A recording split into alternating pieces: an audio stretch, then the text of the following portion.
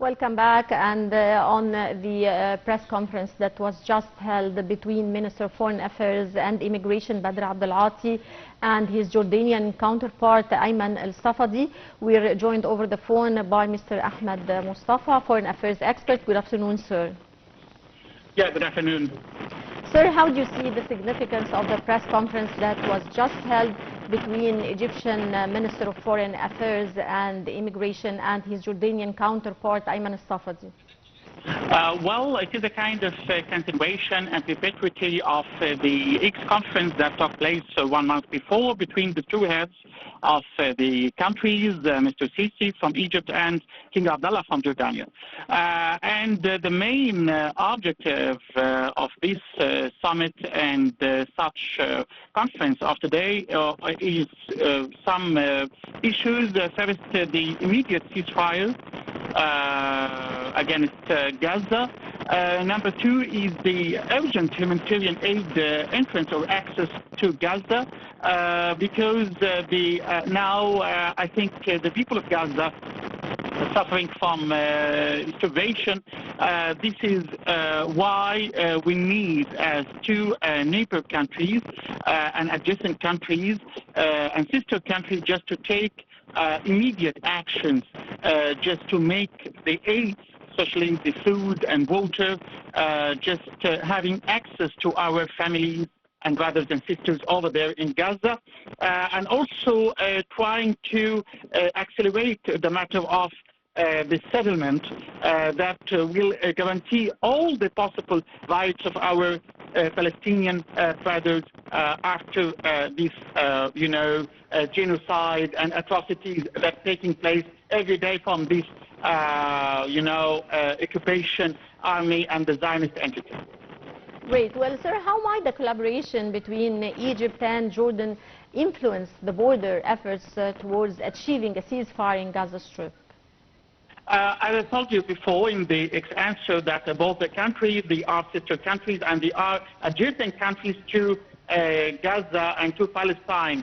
Therefore, the two parties, they know more than anyone else the main issues and the main problems and how to convince the factions and the different parties, and they have the pressures on the factions as well as on the Israeli as well as on the Americans. Therefore, this kind of meeting is so crucial just to present the practical settlements and solutions for these catastrophic issues that extended till the 10th month so far, because we started from the 7th of October and now we exceeded the 7th of July. Therefore, we are on the 10th month, and this is, in my view, the longest war ever in this regard and confrontation, and we should put an end immediately for this, that keeping the rights of our Palestinian brothers and families, especially the sovereign state and the independent state, and this is the main target, and also to go forward just to carry out the suggestions that made and the resolutions that made by the Egyptian and the Qatari side, as well as that was, inspired by the American side. But unfortunately, this Netan or Netanyahu still, and his fanatic ministers like Ben Gvir and Smotrich and the others still the main barrier of the implementation of these, suggestions. Great. Well, sir, how significant is the role of Egypt and Jordan in mediating peace talks between Israel and Hamas? Again, please. How important is the role played by Egypt and Jordan in mediating peace talks between Israel and Hamas? Both parties, Egypt and Jordania, therefore they're having a lot of cards just to play in this regard, because first, they know the reality of the situation and how much it is catastrophic. And of course, they're trying to play and reshuffle the cards according to the realities that are taking place.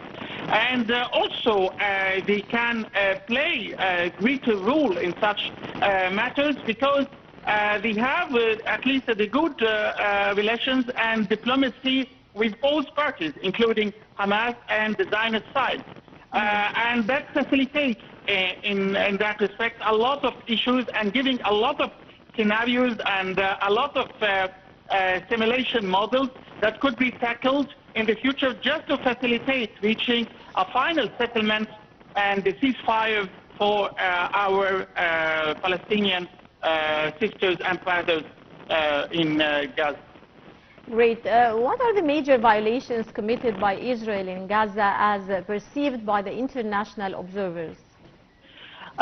Even, you know, that according to the latest summit between the two heads, or the two heads of the countries, our President Mr. Sisi and the King of Jordania, King Abdullah, they already witnessed that even the,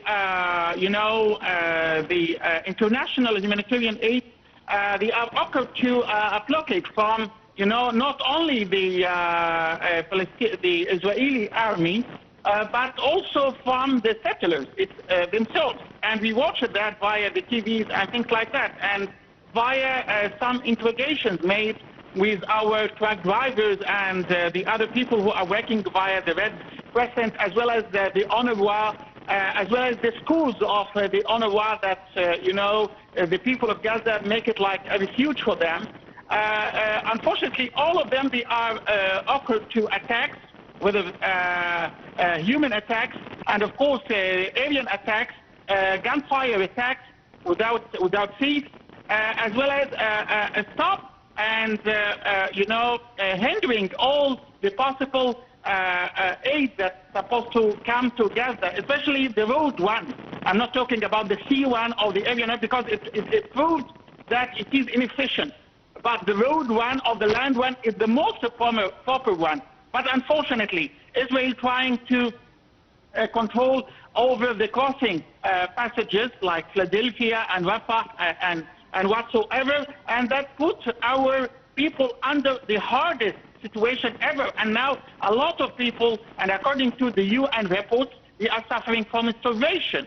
Therefore, we should take immediate, not only Egypt and Jordania, the international community should take a quick and immediate action just to rescue and save the lives of at least the children and the women and the elders over there in Gaza. This is our, duty right now. And of course, the media is playing a greater role in that respect. What we are doing now is playing a greater role in that respect, just to expose the scandals and the atrocities and the genocide that practiced by the EDF, and that the Israeli side is not the flexible side, but unfortunately it is the side that hinders, despite the American pressures that trying to be practiced over them. Indeed, sir. Can you, sir, elaborate on the current humanitarian situation in Gaza and how it has impacted the daily lives of Palestinians? Look, despite, what's so-called the impossible status of surviving and living over there in Gaza, but, the resistance is still working hard, and every day, and if you listen to the stories that are taking place in Shigaya, for example, and this name, I think, is a very good name, that's including the courage and the valiance of the guys of Gaza, and also the other kinds of resistance, including Hezbollah, including the Houthi, including Iraq, and even from our side in Egypt.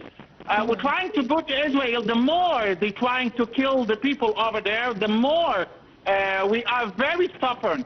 And every day we hear that the north of Israel now, or the north of occupied Palestine now, it's unbearable for the Israelis. And they are calling and they put pressure. And we find that a lot of protests are taking place, even beside the place of residence of Netanyahu himself. And once we, arrive to such a critical point or critical mass, a lot of the changes will take place. And I think the coming weeks will maybe represent the final sin of this catastrophe that we are witnessing every day.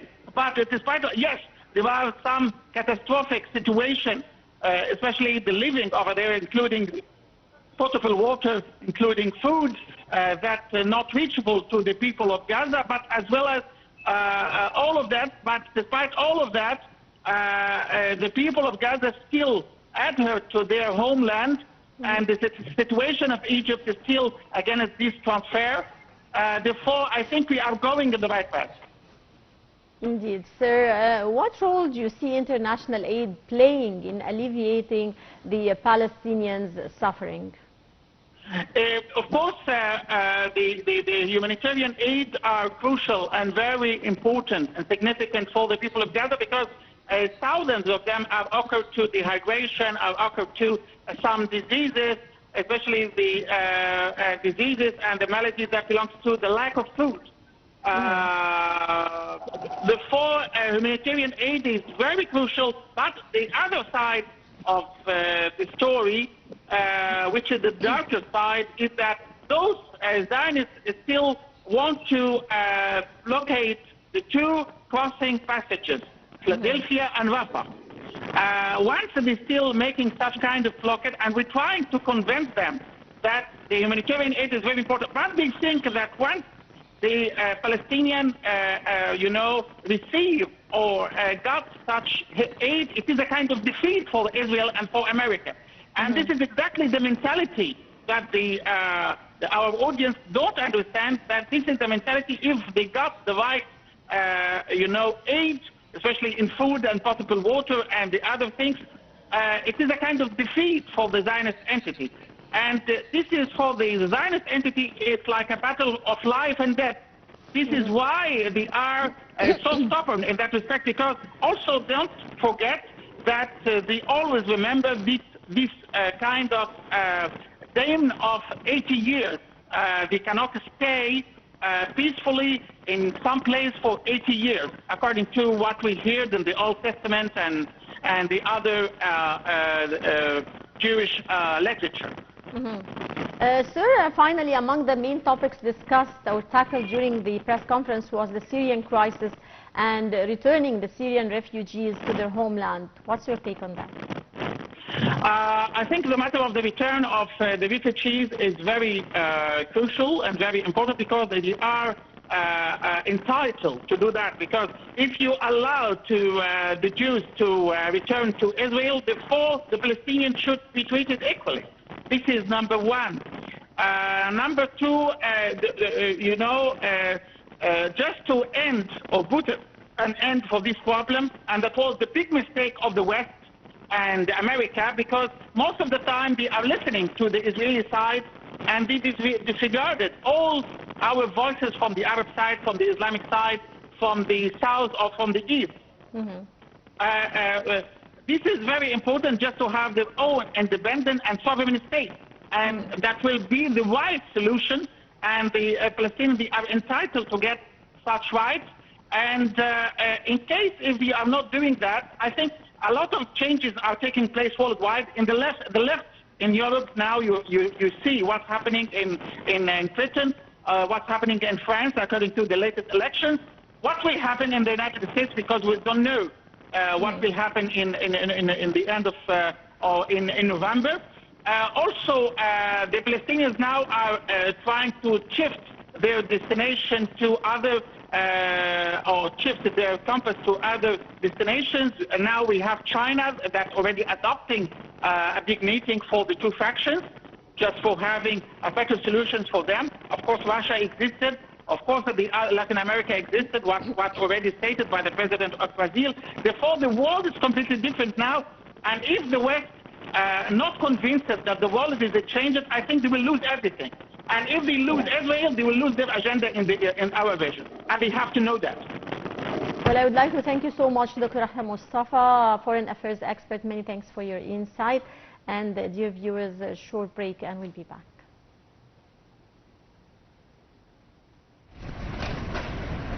الحين على صوت الدبة بنحس بفضاء.